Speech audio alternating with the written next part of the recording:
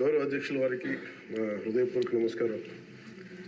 నాకు మాట్లాడే అవకాశం ఇచ్చినందుకు గౌరవ ముఖ్యమంత్రి గారికి మీకు హృదయపూర్వక నమస్కారం. నేను గవర్నర్ గారి ప్రసంగానికి మనస్ఫూర్తిగా మా పార్టీ తరపు నుంచి, నా తరపు నుంచి మనస్ఫూర్తిగా దానికి మద్దతు తెలుపుతూ ధన్యవాదాలు తెలియజేసుకున్నాను అధ్యక్ష. ఇక్కడున్న ఎక్కువ మంది చాలా సీనియర్ నాయకులు, మోస్ట్ ఆఫ్ దెమ్. నాకు ఇలాంటి సెషన్స్ ఎలా ఉంటాయో నాకు తెలియదు. ఫస్ట్ టైం నేను అంటే గొడవ ఎలా ఉంటుంది అసెంబ్లీలో నాకు తెలియదు. నాకు చాలా ఆశ్చర్యం కలిగింది ఏంటంటే నేను ఇట్లాంటి గొడవలు టీవీల్లో గతంలో తెలంగాణ నరసింహన్ గారు గవర్నర్గా ఉన్నప్పుడు ఉమ్మడి రాష్ట్రం అప్పుడు గొడవలు చూశాను, టీవీలో చూసామని. అట్లీస్ట్ దానికి ఒక కారణం ఉండిందో ఇంకో 100 విభేదించే పరిస్థితులు ఉన్నాయి. ఇక్కడ విభేదించడానికి ఏముందో నాకు తెలియలేదు. నేను అనుకుంటా ఉన్నాను అసలు ఇలా ప్రవర్తించవచ్చా అని, ఇలా చేయొచ్చా అని. అంటే ఇది leaders should lead by example కదా. రాష్ట్రానికి ప్రథమ పౌరులైన గవర్నర్ గారు ఇలా ఈ స్థాయిలో ఉండి ఆయన మర్యాదపూర్వకంగా వచ్చి మన బడ్జెట్, మన రాష్ట్ర విధానాలని ఆయన ప్రవేశపెట్టి మాట్లాడుతూ ఉంటే గౌరవించే విధానం ఇదేనా అని అనిపించింది. సో నేను మనోహర్ గారితో మాట్లాడుతాను, మా సహచరులను, మన సివిల్ సప్లైస్ మినిస్టర్ గారితో. నా రూల్ బుక్ మేమిద్దరు మాట్లాడుకుంటే rules of procedure and conduct of business in Andhra Pradesh legislative assembly ఏంటి సార్ ఇలాగే మాట్లాడేస్తారంటే దాంట్లో చూపించాను. Chapter 5లో when the House assembles under Article 175, 176 of the Constitution, every member shall maintain the dignity and solemnity of the occasion before, during, or after the governor's address, and shall not obstruct or interrupt the address in any manner.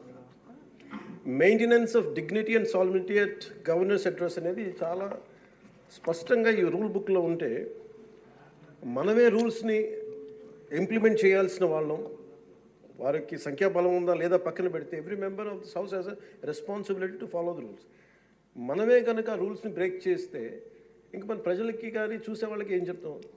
నాకు చాలా కాలం క్రితం నేను అప్పుడప్పుడు మనోహర్ గారిని అడుగుతూ ఉంటాను, sir అసెంబ్లీలో ఇక్కడ ఏమి గొడవలు జరిగినా ఎందుకు కేసులు పడవని, ఇక్కడ ఏమి మీకు కొట్టుకో, ఇది నేను నాకు చాలా కామన్ మ్యాన్ ఒక ఇష్యూ, ఒక ఇన్క్విజిటివ్నెస్. అండ్ నాకు పార్లమెంట్లో గొడవ జరిగినప్పుడు ఏమి అవ్వేంటి ఇబ్బంది పెట్టేస్తారు ఏంటంటే ఇక్కడ అవేమి ఉండవు, ఇక్కడ ఇట్స్ ఫ్రీ ఫర్ ఆల్ అన్నట్టుగా మాట్లాడితే then we have more responsibility. మన మీద రూల్స్ పెట్టలేదు అంటే ఏం కేసులు పెట్టమండి. ఇదే కనుక నిన్న వాళ్ళు చేసిన గొడవే కనుక గవర్నర్ గారి మీద ఆయన సుప్రీంకోర్టు జస్టిస్గా ఉన్నప్పుడు ధైర్యం చేయగలరా, కళ్ళల్లో చూడగలరా?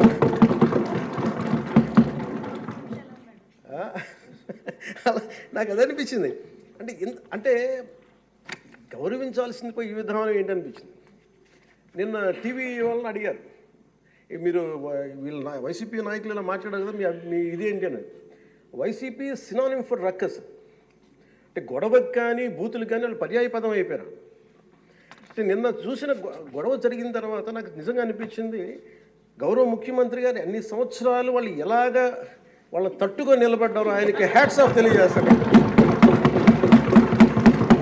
అది ఎంత గట్స్ ఉండాలి, ఎంత దమ్ము ఉండాలి, ఎంత ధైర్యం ఉండాలి.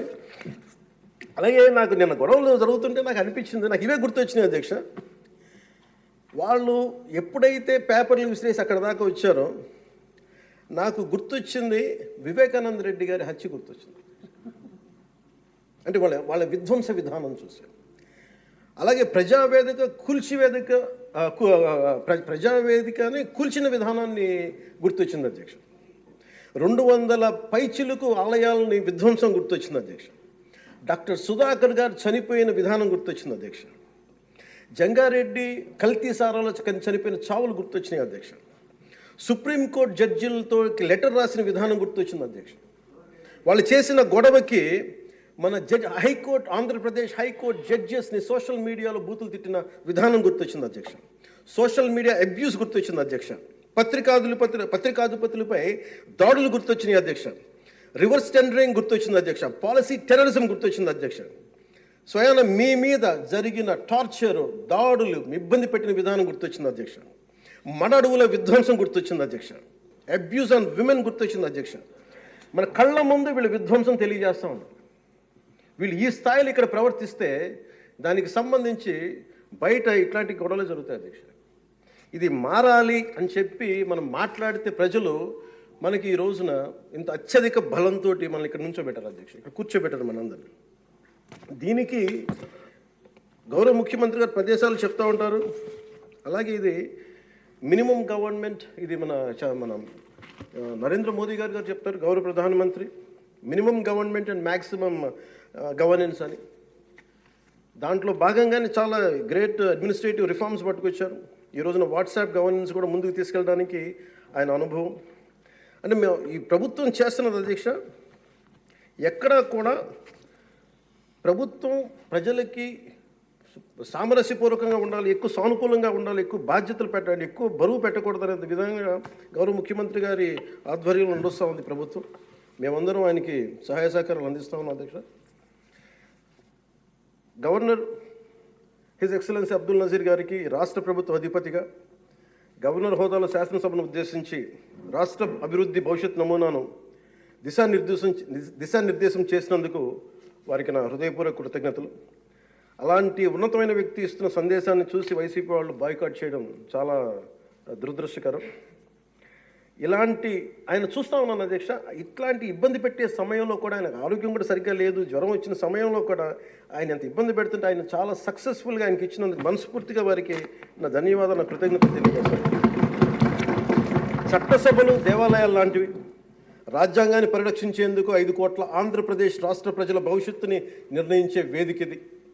అలాంటి సభను హుందాగా నడిపించాలని కూటమి ప్రభుత్వం అధికారులకు వచ్చిన రోజు నుంచి తరచుగా చెప్తూ గౌరవ ముఖ్యమంత్రి గారు పదే పదే మా అందరికీ దిశానిర్దేశం చేస్తూ ఉంటారు. గతంలో కూడా మొదటి రోజు కూడా వారికి ఎట్లా రావాలి పెడితే లేదు మనకి ఇబ్బంది పెట్టొద్దు, వాళ్ళకి 11 సీట్లు వచ్చినా కానీ పాపం వారికి ఇవ్వాల్సిన గౌరవం వాళ్ళకి ఇద్దామని చెప్పి ఏ రోజు కూడా ఇబ్బంది పెట్టి గబుక్కుని ఒక మాట అంటుంటే గౌరవ సభ్యులు కొంతమంది ఇక్కడి నుంచి అలా చెయ్యొద్దు, అలా మాట్లాడకండి అని అందరినీ చాలా సున్నితంగా మందలించారు ఆయన.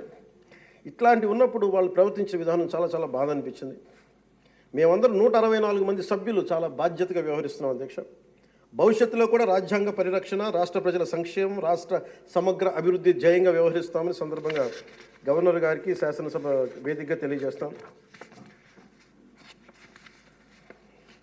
నిన్న సభలో గందరగోళం సృష్టించి సభ నుండి వెళ్ళిపోయిన 11 మంది ఎమ్మెల్యేల పార్టీకి సంబంధించిన ఎమ్మెల్సీ ప్రవర్తనని ఖండిస్తూ ఇందులో ఆ తప్పు లేనప్పటికీ కూడా గవర్నర్ గారికి ప్రభుత్వం తరఫున క్షమాపణ తెలియజేస్తాను అధ్యక్ష. సమయంలో కుల గణన మాత్రమే కాదు, యువతలో నైపుణ్య గణన జరగాలని మేమందరం కోరుకున్నాం అధ్యక్ష, గౌరవ ముఖ్యమంత్రి గారి ఆధ్వర్యంలో. దాని ప్రకారమే విద్యాశాఖ మంత్రి, హెచ్ఆర్డి మినిస్టర్ శ్రీ గౌరవ మంత్రివర్యులు శ్రీ నారా లోకేష్ గారి ఆధ్వర్యంలో ఈ రోజున ఇక్కడ మనకి మంగళగిరిలో దాన్ని పైలట్ ప్రాజెక్టుగా ఈ స్కిల్ డెవలప్మెంట్కి సంబంధించిన సెన్సస్ జరుగుతూ ఉంది అధ్యక్ష. మనస్ఫూర్తిగా వారికి నా ధన్యవాదాలు కృతజ్ఞతలు తెలియజేస్తాను అధ్యక్ష. అలాగే ఆయన నాయకత్వంలో వీసీల నియామకం 10 మెరిట్ ఓరియంటెడ్, బీసీలని కాదు అన్ని కులాలకి న్యాయం జరిగేలాగా దాదాపు 10 మంది మెరిట్ ఓరియంటెడ్ వీసీలు నియమించినందుకు మనస్ఫూర్తిగా వారికి నా అభినందనలు తెలియజేస్తాను అధ్యక్ష. అదేవిధంగా సామాన్యులకి వైద్య ఖర్చులు భారం కాకూడదనే ఉద్దేశంతో ఎన్నికలు ఇచ్చిన హామీ ప్రకారం 25 లక్షలు 2.5 లక్షల నుంచి 25 లక్షల ఆరోగ్య బీమా అందించే లక్ష్యంతో ప్రణాళిక సిద్ధం చేస్తున్నందుకు మనస్ఫూర్తిగా ముఖ్యమంత్రి గారికి నా ధన్యవాదాలు తెలియజేస్తున్నాను. ఇందులో భాగంగా గత ప్రభుత్వం 1000 రూపాయల పెన్షన్ పెంచడానికి 5 ఏళ్ల సమయం తీసుకుంటే కూటమి ప్రభుత్వం అధికారంలో వచ్చిన నెల రోజుల్లోనే గౌరవ ముఖ్యమంత్రి శ్రీ నారా చంద్రబాబు నాయుడు గారి నాయకత్వంలో 1000 రూపాయల పెన్షన్ పెంచి ప్రభుత్వ యంత్రాంగంలోనే 1వ తేదీనే పెన్షన్ల పంపిణీ కార్యక్రమాన్ని చాలా దిగ్విజయంగా పూర్తి చేయగలుగుతుంది. అలాగే ఆడబిడ్డలకు ఇచ్చిన మాట నిలబెట్టుకుంటూ సంవత్సరానికి 3 ఉచిత గ్యాస్ సిలిండర్లని అందజేస్తాం అధ్యక్ష.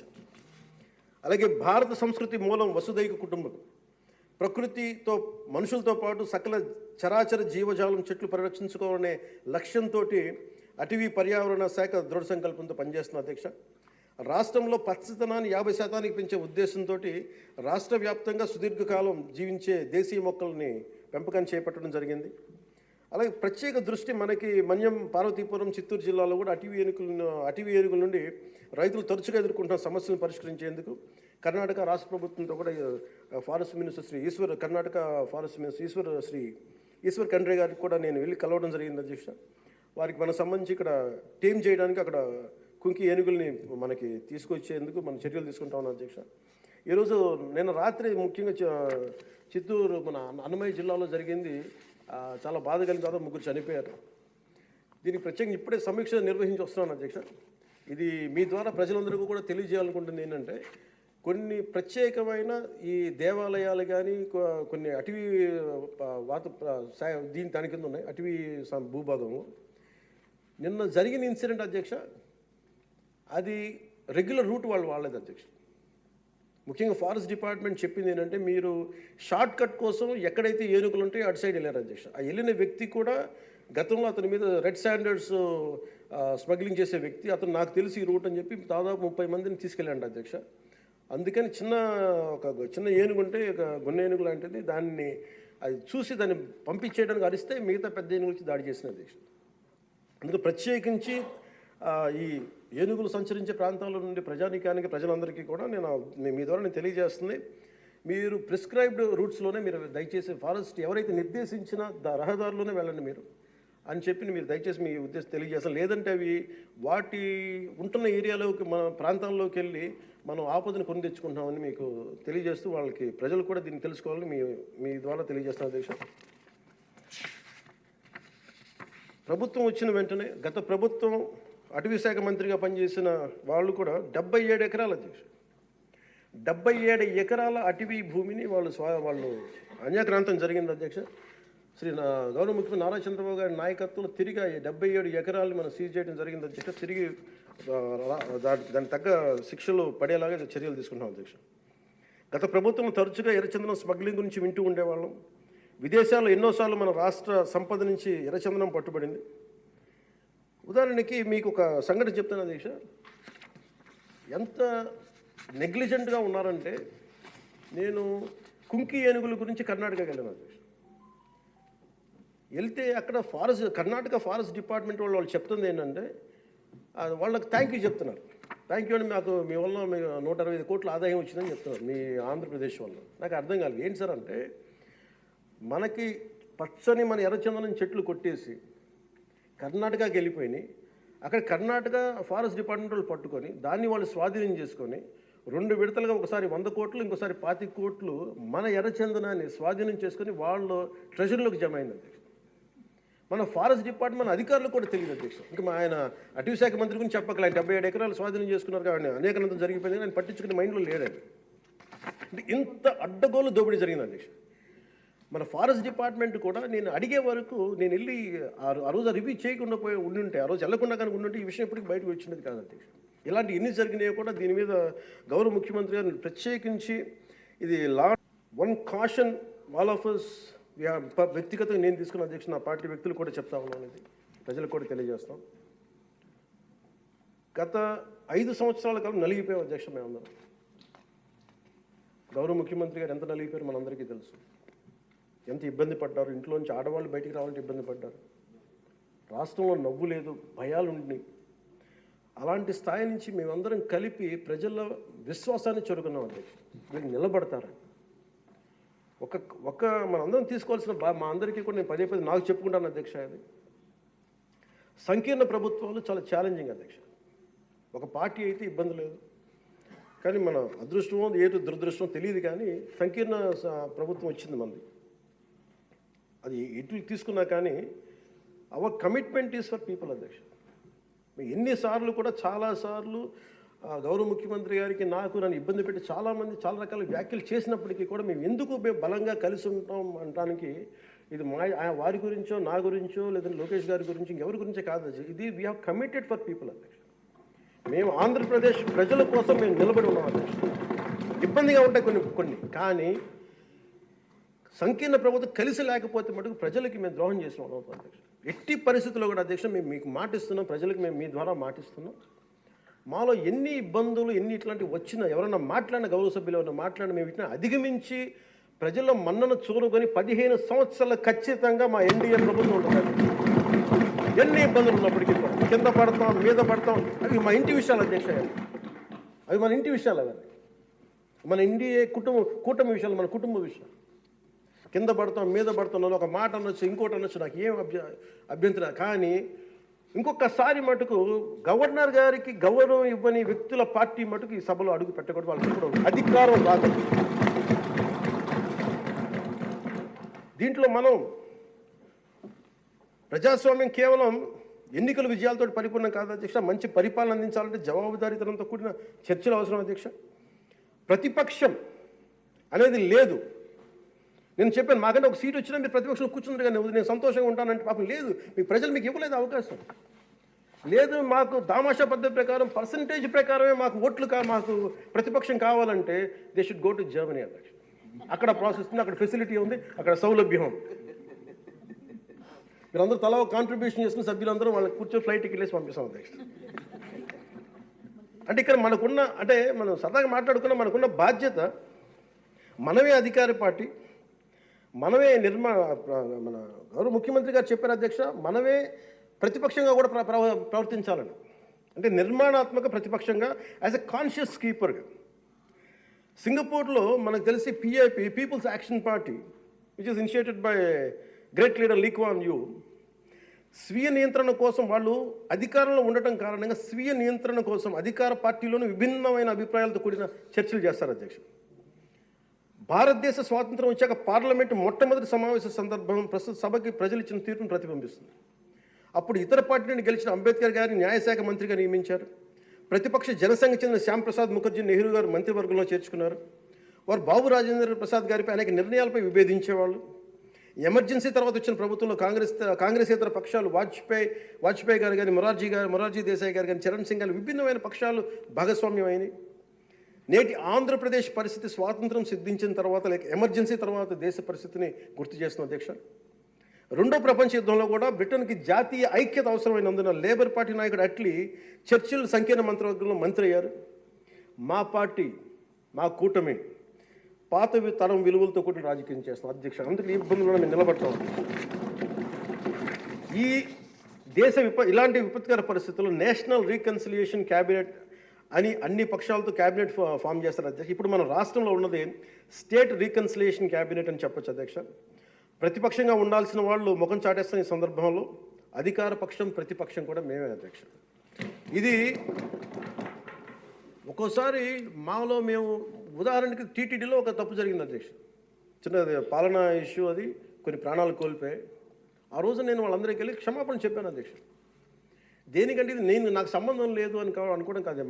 మా సభ్యులు ఉన్నారు అక్కడ, మన తిరుపతి, ఎందుకు క్షమాపణ చెప్పారంటే అధ్యక్ష, బాధల్లో ఉన్న వాళ్ళకి, ప్రాణాలు కోల్పోయిన వాళ్ళకి మనం తగ్గి మీ బాధలు మనం తిరిగి ప్రాణాలు తీసుకురాలేము అధ్యక్ష. కానీ మేము ఉన్నాం మీ బాధలను పంచుకోవడానికి. ఏదో కొంత ఊరట చెప్పకపోతే అధ్యక్ష, అది మనందరం తప్పు చేసిన వాళ్ళు అవుతుంది అధ్యక్ష. మనం ఆ రోజున తప్పు చెప్పకుండా ఉండి, ఆ రోజు మనకి సారీ చెప్పకుండా కనుక ఉండింటే అధ్యక్ష, వాళ్ళని బలం చేసిన వాళ్ళు అవుతాం, వాళ్ళు బలం పెంచిన వాళ్ళు అవుతాం అధ్యక్ష. ఎట్టి పరిస్థితుల్లో కూడా 11 సభ్యులుండి వాళ్ళు ఇంకా ఇంత గోల చేయగలుగుతారంటే వాళ్ళకి ఇంకొక ఒక్కటి పెరిగితే ఎంత గోల చేస్తారో మనందరం కూడా ఆలోచించాల్సిన అవసరం ఉంది. సో మన విభేదాలు విభేదాలు ఉంటాయి. ఒక తల్లికి పుట్టిన బిడ్డలకి విభేదాలు ఉంటాయి. మనందరం రకరకాల పార్టీల నుంచి వచ్చాం, రకరకాల పరిస్థితులు. కానీ మనందరం కమిట్మెంట్ ఫర్ ఎ వికసిత ఆంధ్రప్రదేశ్, స్వర్ణ ఆంధ్రప్రదేశ్. గౌరవ ముఖ్యమంత్రి గారు ఎందుకు నాకు అంత గౌరవం అంటే, ఒక పార్టీ నడపడం ఎంత కష్టం నాకు తెలుసు అధ్యక్ష. 4 దశాబ్దాల నుంచి నేను ఒకవైపు ఆయన చంపి ఆయన ఇబ్బంది పెడతా ఉంటారు. సార్ నాకు ఇది కావాలి, మాకు డబ్బులు ఇవ్వండి. డబ్బులు నాకు అవసరం కాదు, నేను అడిగేది ఏం అడుగుతాను, రోడ్లు కావాలని అడుగుతాం. లేదంటే గౌరవ సభ్యులందరూ నాకు రోజు మాకు మా పంచాయతీలో రోడ్లు లేవు, ఈ ఇబ్బందులు ఉన్నాయంటే ఫైనల్గా మళ్ళీ నేను వెళ్ళి ముఖ్యమంత్రి గారే చేయించాల్సింది. ఆయనేమో పయ్యావుల కేశవ్ గారి వైపు చూస్తారు. ఉదాహరణకి మీకు ప్రతిసారి ఇబ్బంది ఉంటుంది అధ్యక్ష. కానీ వీటన్ని అధిగమించాలంటే we have to show hour collective commitment and leadership to the state of Andhra Pradesh and to it's people. That is very essential from ఇది మనం. ఎందుకంటే ప్రతిసారి బ్యూరోక్రాట్స్ కూడా మనం బలంగా ఉంటేనే బ్యూరోక్రసీ కూడా చాలా బలంగా పనిచేస్తుంది అధ్యక్ష. అందుకే బ్యూరోక్రసీ కూడా కూర్చోబెట్టి వాళ్ళు వింటలేదంటానికి వీళ్ళు ఉండరేమో అని అనుకుంటే మటుకు వాళ్ళు కూడా వదిలేస్తారు అధ్యక్ష. అందుకని మన commitment for people should be very strong and we have to show hour great resilience. అందుకని నాకు మనందరం కూడా ఇబ్బందులు ఉన్నా కానీ ఒక మాట అనుకుందాం, చేద్దాం. కానీ మన commitment for people should not waiver, not even inch. That's what I believe in అధ్యక్ష.